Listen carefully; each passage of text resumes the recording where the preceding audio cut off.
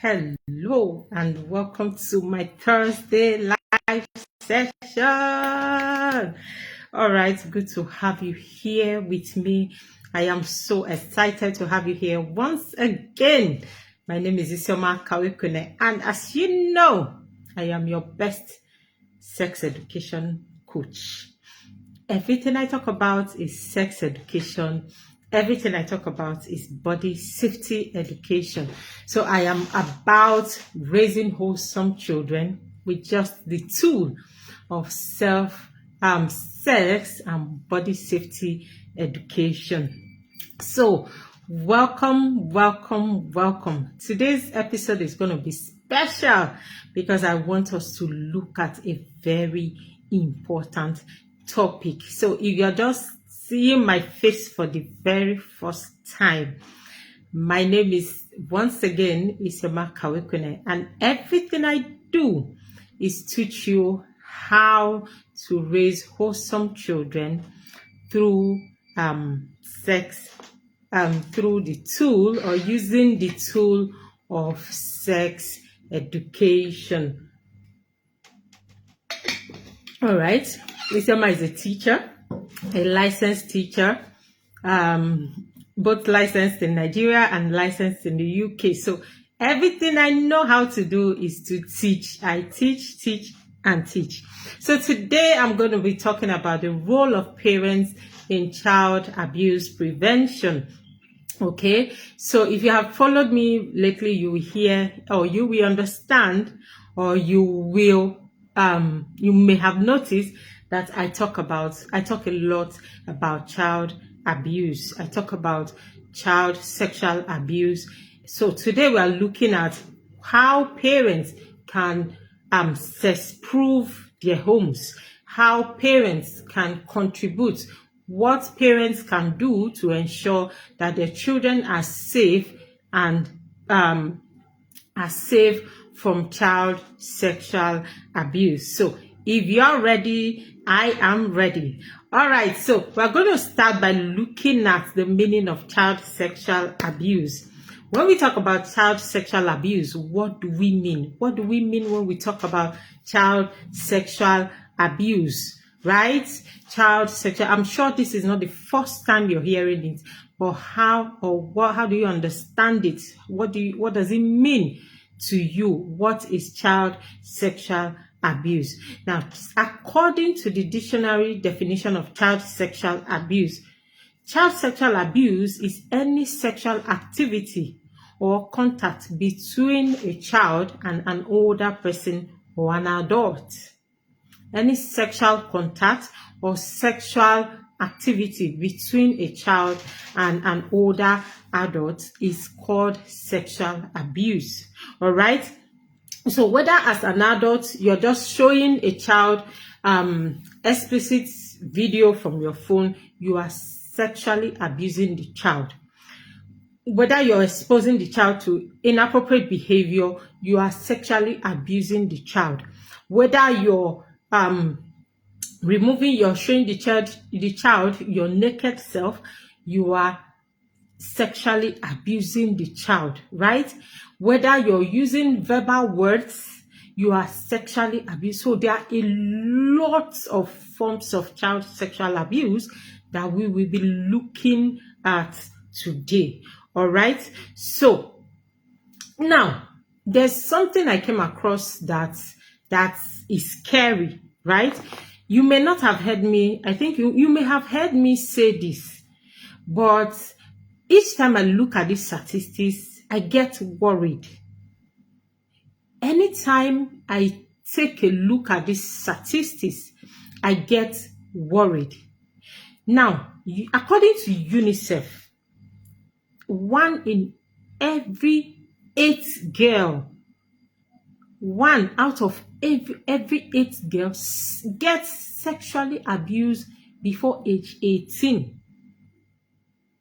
1 out of 8 girls get sexually abused before age 18, meaning about 80% of girls experience one form of sexual abuse or the other before age 18.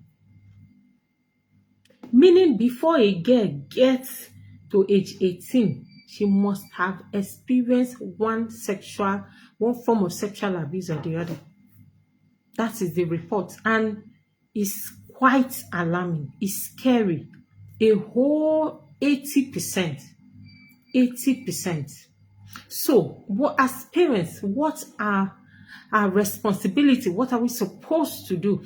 What should we put in place to ensure that our children, especially the girl child, matures and gets to the age of 18 without being sexually abused?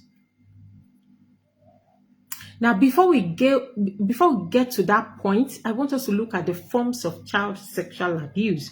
Now, what are the different forms of child sexual abuse? Number one, we have penetration. Penetration. Now, this involves when an object penetrates into a child's vagina or the child's penis. This is penetration. Please make no mistake. Don't even say that child abuse is just for girls. Boys get abused also. As parents who their kids have undergone, probably experienced one form of sexual abuse or the other, you will see that boys also get sexually abused.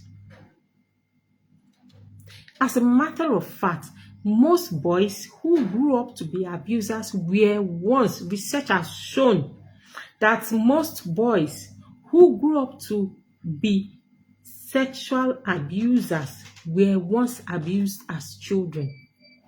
So they carry on the legacy of abuse. This is because when that child was abused, there was no help. Nobody helped that child to recover. So the child grew up seeing sexual abuse as a normal thing, and then he's carrying on with the legacy. So penetration is one form of child sexual abuse that parents should be aware of. I think this is the most common one, and this is the one that we know. And this is the one that most people, 99% of the people, are familiar with. So when somebody is fondling with the breast of a girl or a boy, you don't see it as sexual abuse, because we only see sexual abuse one way. Like, it's a one-way thing for us, and that's when it involves penetration. Whenever it doesn't involve penetration, it's not sexual abuse. That is how we see it. That is how we see it. Now, the next one is touching. Inappropriate touching. Touching people or touching a child inappropriately is a form of sexual abuse. So whenever you're fondling with a child's genitals or a child's parts or any form of a part of the body of a child, is child sexual abuse. Is child sexual abuse, whether we like it or not. That is a form of child sexual abuse. Now, the next one is exposure. Now, this one, we expose children. A lot of us parents are guilty of this. A lot of us, we expose children to different content from movies, content from books, content from musical videos, content from our phone. Most skits, right? Comedy skits that we have now, a lot of them are highly sexualized. A lot of them are not, in fact, they are not supposed to be anywhere close children. But we parents will download these things, and our kids have access to our phones. We are indirectly exposing them. Right? We are indirectly exposing them to this content.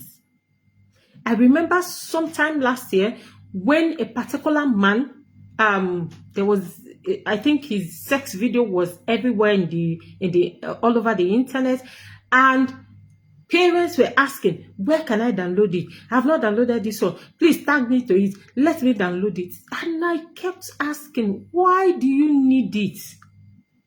Why are you downloading? What for? What for? You're going to download these things, you're going to watch them, you're going to get tired, and you're going to forget that you have such content in your phone, and your child is going to pick up that phone and go and watch it. Nature abhors vacuum. Your child is going to consume that content and go and look for where to practice it. That is why we see children from the same parents who are abusing themselves.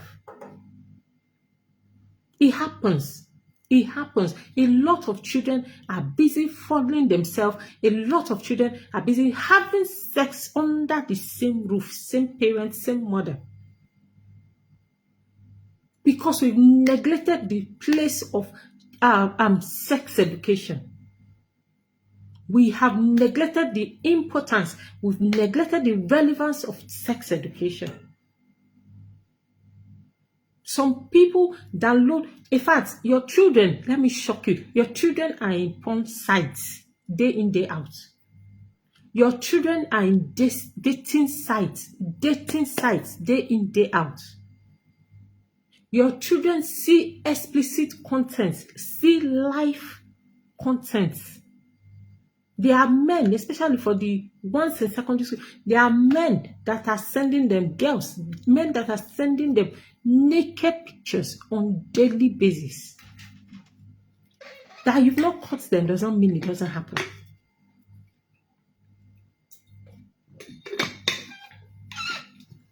It's happening. It's happening. It's happening. A lot of things are going on with our children. So as parents, it's our responsibility to sex-proof our home. It's our responsibility to sex-proof our home. Nobody is going to do that for us. Nobody will do that for us. Now let's look at the last form of sexual abuse that we're going to be treating today, and that is manipulation. You see, grooming. A lot of adults are grooming children. A lot of adults are grooming children. A lot of the people in your environment, in the child's immediate environment, are grooming them. Now, I was speaking with some teenagers some weeks back, and I shared a story. I said, you remember how you go to market and you buy chicken, and then say maybe when your mommy buys chicken and it's just few days to Christmas or some weeks to Christmas, and you start feeding this chicken. You start taking care of this chicken. You're not taking care of the chicken because you like the chicken. You're taking care of the chicken because you want it to stay alive till the day you will slaughter it. You're taking care of the chicken because you want it to be healthy to this day until the day you will slaughter it. You're taking care of the chicken because you want the chicken. You want the chicken to be big enough until the slaughter day, right? Now that is grooming. A lot of our men, a lot of people in our environment, a lot of people in the child's environment are grooming the child. Now they are grooming the child until the day they decide to abuse the child. I think the biggest mistake any parents can make at this time is to assume that there's no form of sexual abuse in their home, or that the children are okay just like that. Assumption, parenting by assumption, very dangerous. Parenting by assumption is dangerous. Don't just assume, oh, my children know it, they must have been taught in school. It is your responsibility. It is your responsibility. It is your responsibility to teach your child sexual education. Now let's progress. The next one, we're looking at perpetrators, people who perpetrate child sexual abuse, people who are likely to abuse children, right? people who are likely to abuse your child. Number one is family members. I've always said this and I'll continue to say, most people who abuse children are the people in the child's immediate environment. Most people who abuse children are mostly the people in the child's immediate environment. This is because they have so earned the child's trust, right? They have grown to the point that the child now trusts them, the child obeys them, the child sees them as a trusted adult, and they take advantage of that fact. So a lot of people who abuse children are the people in the child's immediate environment. Now, the next one are caregivers. So for those of you that have nannies, you will have nannies in your home. You just go about employing anybody you see because you're desperate. You just need somebody to take care of your child without putting into cognizance the safety, sexual safety of your child. You're taking a big risk. You are taking a big risk. You're taking a big risk. In fact, there's a high rate, or statistics have shown that most children, a lot of children that were abused in their homes were abused by their domestic workers. From your driver to your nanny to your security men and to every other people in the child's environment. So whenever you're talking about sexual education, we are also involving people in the child's environment. So when I say, oh, there's need for us, hello, my sister is here, hi mama. So whenever I say there's a program or there's a webinar for parents who have children, please make sure that your nanny, if you have one, is attending that same webinar. All right. Now we move. Authority figures, people like pastors, people like teachers, people in the authority figures and most of them abuse children. Most of them abuse children. I want to talk about what happens in tertiary institutions. We all know what in tertiary institutions. We all know. So let's not even go there. Let's not go there. We're talking about children today. All right. Now, their peers, children are mostly also abused by their peers. When you go to secondary schools, you see these things. You see children touching each other, kissing each other, doing all sorts. Some are even blackmailing each other. Some are blackmailing each other. It happens. It happens in school. I've seen it a lot. In fact, I've seen a case where these were my SS1 students. I think they've left now. They were in SS1 as at 2-3 years ago. And one of them got another one. The boy got the girl pregnant. Both of them were in the same class. So the girl had to drop because she needed to go and give birth while the boy continued. All right. So that's to show you that these things happen even within the pairs. Strangers are other people who who abuse children. I remember some time ago when Nancy Ume, she posted that somebody visited her and then she wouldn't allow the person sleep in her house and Nigerians came for her. Now, people don't, in my house, you don't come, if we don't know you, if you're not a close family member, you cannot sleep over. I'm sorry, it's like that. If you're coming from a far place, we'll give you a hotel. We'll check you in a hotel. You cannot come and sleep over. No, we don't accommodate visitors. So strangers are also people who abuse children. So if you're fond of bringing strangers to your home, you're setting up your home for for the risk of child sexual abuse. And then finally, children abuse themselves also. Children abuse themselves. Whether we like it or not, children abuse themselves. Abuse themselves. All right? Now, let's look at the signs of child sexual abuse. When a child has been abused, what happens? What do you notice? What are the signs? How can you tell that a child has been abused? Number one is behavioral changes. You see a child who was overly active suddenly becomes withdrawn, isolated. They no longer want to talk to anybody. They no longer want to eat. They are just on their own. They are not interacting, nothing. That is a sign that something is wrong somewhere. You don't even need anybody to tell you that something is wrong somewhere. So you should investigate. You should investigate. So that is one of the signs of child sexual abuse. Number one is emotional changes, fear, anxiety, depression, mood swing. When you start noticing all these things, it should tell you that something is wrong somewhere, that your child has been or may have been abused by someone. All right.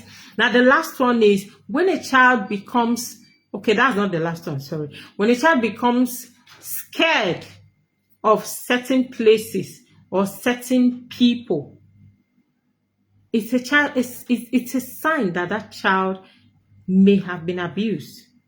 Right? So if your children are fond of going to your neighbor's house to go and play, for instance, and all of a sudden your daughter doesn't want to go there again, or your son doesn't want to go there again, why not investigate? Find out why your child no longer wants to go to their favorite place.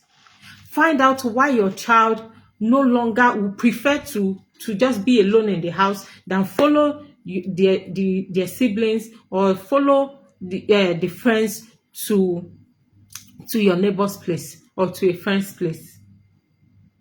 Find out. There may just be a sign that that child may have been abused. And then finally, addiction. When you see your child becoming overly addicted to something, it could be phone, it could be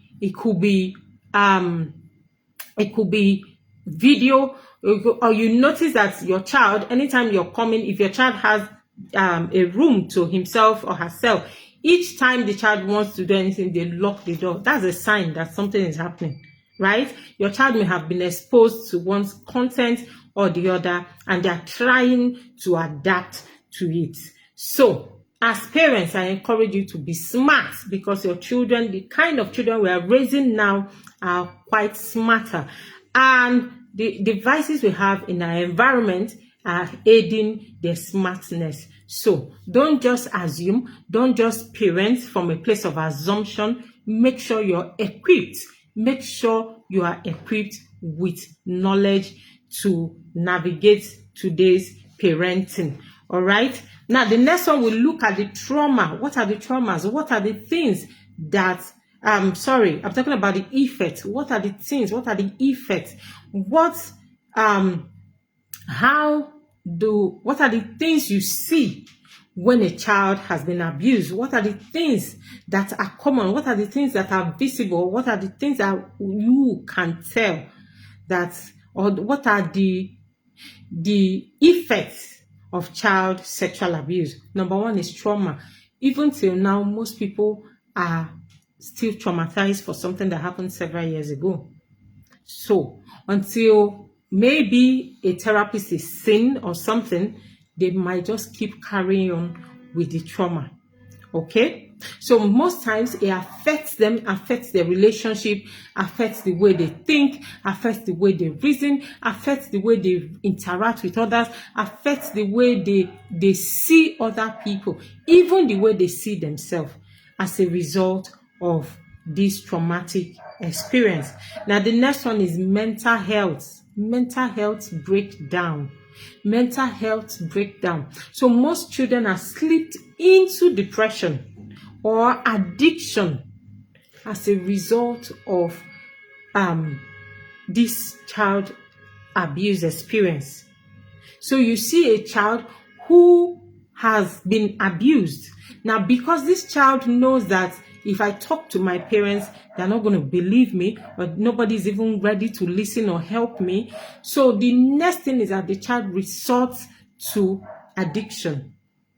The child resorts to something they feel will help them aid their issue. And then when they take these things, dopamine is released. Now, the dopamine is the pleasure hormone. When this dopamine is released and the child gets pleasure from it, the child continues. Before you know, the child is addicted. The child is addicted.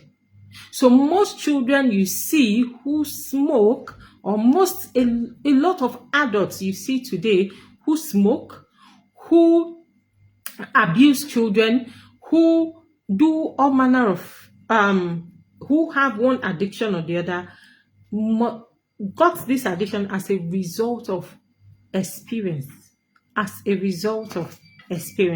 All right. Now, the next one, relationship difficulties. Of course, if a child is abused, they're going to find it difficult to have relationship with others. They may even see relationship as something very horrible. They may not see relationship as something healthy because they have been abused and they don't want to experience it again. So it's going to take a lot of work to help the child recover. Now, the next one is physical health problems. Physical health problems. They might get one health problem or the other. Okay, most children who were abused have ended up being disfigured. Some had fractions, some had one thing or the other. So these are signs of child, or the effects of child sexual abuse. Now we want to look at the role of you, the parent. What can you do as a parent? What can you do to prevent child sexual abuse? What can you do to sex-proof your home? What can you do to sexually protect your children? What are the steps that you should take? Number one, recognize the place of sex education. You see this one, you cannot run away from it. Because most times parents will say, I don't know what to do. I don't know what to say. I don't know. Is it not for teachers? Let teachers handle it. Teachers cannot handle it. It's your job as a parent to do that. It's your job as a parent. According to my own coach, Coach Wendy Ologe, she says that the best gift you can give your child is the gift of sex education. Let them hear it from your mouth. Let them see it from your mouth. Let them hear it. Be the first person to talk about it. Let your children be comfortable discussing sex conversations with you. Let them be comfortable. Let them be comfortable. Time has flown far. We have evolved. The world has moved on. So we should update our knowledge. We should, as parents, update our knowledge. Let's not parent from a place of ignorance or a place of assumption. Let's parent from a place of knowledge. All right? So sex education is that tool. Sex education is that tool that helps you sex-proof your home, that helps you prevent child sexual abuse from your home, that helps you protect your children from sexual abuse. And how does it do this? One, sex education involves open communication. So whenever you're communicating with your child on sex conversation, it has to be a two-way thing. It's not a one-way method. It's a two-way method. Whenever you're speaking, you give room for your child to respond or ask you questions. Now, as you do this, you realize that you're able to bond more, right? So sex education helps you build a healthy relationship with your child. It helps you build a healthy relationship with your child. Sex education also helps you to understand your child better. It helps you to understand your child better. Oh, this is my child's personality. So sex education helps you to understand the personality of your child. Sex education helps you to understand the learning style of your child. Sex education helps you to guide your child rightly. So you see, there's a lot of benefits. There are loads and loads of benefits. The benefits of sex education to parenting is enormous. Is enormous. Is enormous. So it becomes necessary that we recognize that tool. We recognize the tool of sex education in parenting. We recognize the tool of sex education in parenting. We recognize the tool of sex education in parenting. I like to conclude that sex education should, I think at this point, all right, before I conclude, we have something coming up. We have been, I put up a post yesterday, and I called for volunteers, for people to, for us to have a sensitization awareness in schools around Nigeria, right? Initially, I was doing this in Delta State.